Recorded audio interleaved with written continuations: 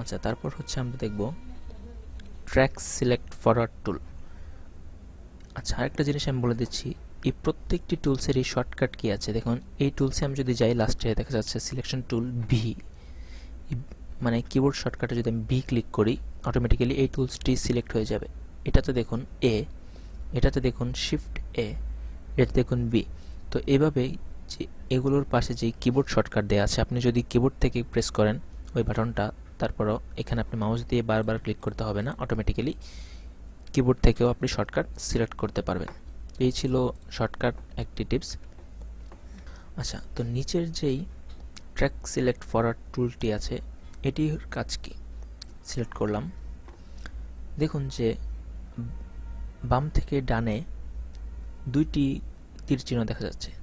এর মানে হচ্ছে যে আমি যদি এখানে ক্লিক করি, এই ভিডিওটি সিলেক্ট হয়েছে, তার মানে সামনে যত ভিডিও থাকবে সব সিলেক্ট হবে। আমি আপনাদেরকে একটি স্যাম্পল দেখাচ্ছি। একটি ভিডিও থাকলে বুঝবেন না। ধরুন আমি সিলেকশন টুলটি আবার সিলেক্ট করলাম, এই ভিডিওটিকে আমি কপি করব। মাউস পয়েন্টার ক্লিক দিয়ে ধরে, কিবোর্ডের অল্টার চাপ দিয়ে ধরে এটিকে ড্র্যাগ করবেন। ড্র্যাগ করলে দেখুন যে এটি কপি হয়ে আবার এই পাশে চলে এলো। আচ্ছা, দুইটি হয়ে গেল। আবার সিলেক্ট করব, ধরে অল্টার বাটন ক্লিক করে মাউস দিয়ে ধরে উপরে নিয়ে যাব, চারটি হয়ে গেল।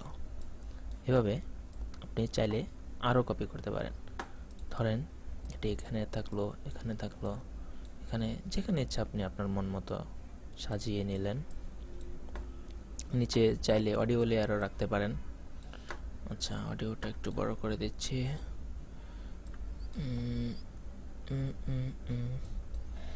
আচ্ছা, সরি, ধরুন এরকম অনেকগুলো সিকোয়েন্স আপনার এখানে আছে। তো এখানে তো কম ফুটেজ, মানে এখানে তো অল্প কয়েকটি ফুটেজ, তাই আমরা পুরোটা একসাথে দেখতে পাচ্ছি। মাউস দিয়ে এভাবে ধরে আপনি চাইলে সবগুলো সিলেক্ট করতে পারেন।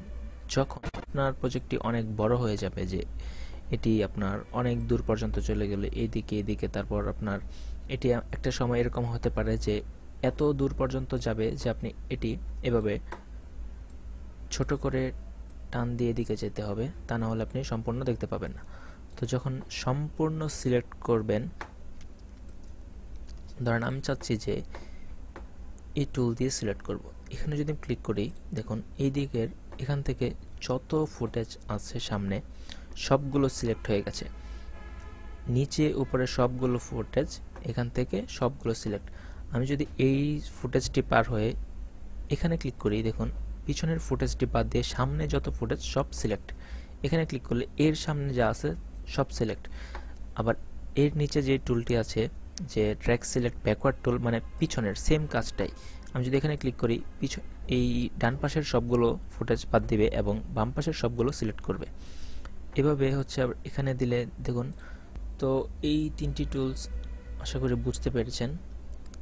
পরবর্তী লেসন দেখতে সঙ্গে থাকুন। ধন্যবাদ।